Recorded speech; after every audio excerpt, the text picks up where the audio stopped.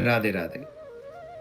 इस वीडियो में हम चर्चा करेंगे भाद्रपद मास की शुक्ल पक्ष की एकादशी, जिसे पद्मा एकादशी के नाम से जाना जाता है। भगवान श्री कृष्ण से जब धर्मराज पूछते हैं कि इस एकादशी को किस नाम से जाना जाता है और इस एकादशी का क्या महात्म्य है, तब भगवान श्री कृष्ण उनको कहते हैं कि ये जो एकादशी है ये पद्मा एकादशी है और ये एकादशी बहुत महत्वपूर्ण है, समस्त पापों को काटने वाली एकादशी है।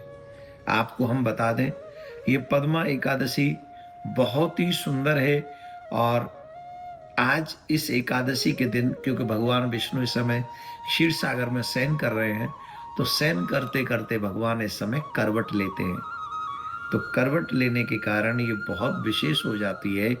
इसलिए पद्मा एकादशी का व्रत हम सभी को मन क्रम वचन से करना चाहिए।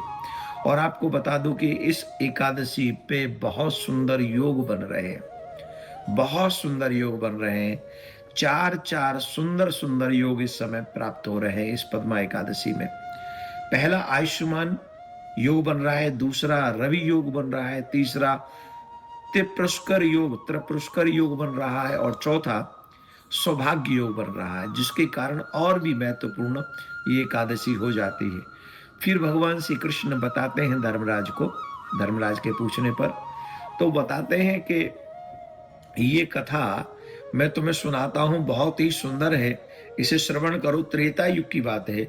उस समय राजा बलि की बड़ी प्रधानता, बलि का बल बहुत हम लोग सब जानते हैं, उनके दान की महत्वता कितनी है, कितना महात्म्य है उनकी कथा का। वो बताते भगवान के त्रेता युग में मैं देवताओं के दुख को दूर करने के लिए, हालांकि राजा बलि दैत्य थे पर फिर भी वो मेरी सेवा में रहते थे, परंतु इंद्र से द्वेष रखते थे। इसके कारण उन्होंने इंद्र इत्यादि को, सब देवताओं को परास्त कर दिया था।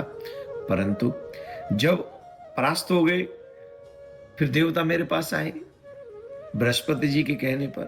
फिर मैं वामन रूप बनाकर गया, और वामन रूप बनाकर जब मैं गया तो बहुत बहुत बहुत ही समर्पित होकर उन्होंने कहा कि आप हमसे जो वरदान मांगा, जो भी मांगेंगे हम आपको देंगे। तो मैंने उनसे ज्यादा नहीं, बस 3 पग भूमि मांगी थी। और 3 पग भूमि जब नापने का समय आया तो भगवान कहते हैं कि उस समय मैंने अपने स्वरूप को बहुत बहुत बहुत बढ़ा दिया था। इतना बढ़ा दिया था कि सारा का सारा उसका जो राज्य था वो 2 ही पग में समाप्त हो गया, 2 ही पग में सारा समाप्त हो गया था।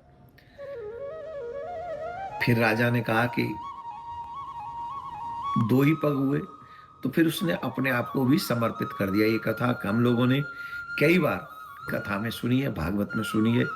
तो इस कथा को भगवान ने बताया कि राजा बलि का ये त्रेता युग का दृष्टांत है, ये कथा है।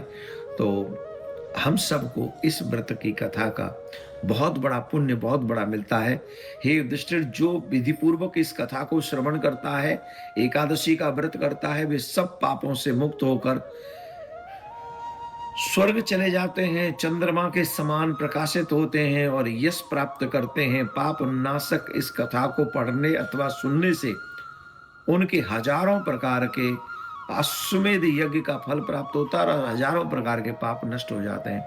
और इस एकादशी को जो इस समय महाद्वादशी व्रत में की जाएगी वो है 4 सितंबर को, और 5 सितंबर को इस व्रत का पारायण किया जाएगा। और वो सूर्य उदय 6:04 से 9:08 तक हम इसका पारायण कर सकते हैं। तो आप लोग सभी एकादशी का व्रत करें। और त्रेता युग में भी इस एकादशी का बहुत महात्मा था, आज भी इसका बहुत महात्मा है। आप लोग व्रत करें, जागरण करें, सत्य बोलें, भगवान विष्णु लक्ष्मी नारायण की, राधा कृष्ण की सेवा करें और ज़्यादा से ज़्यादा भजन करें। अपने बच्चों को भी संभव हो तो व्रत कराएं। राधे राधे।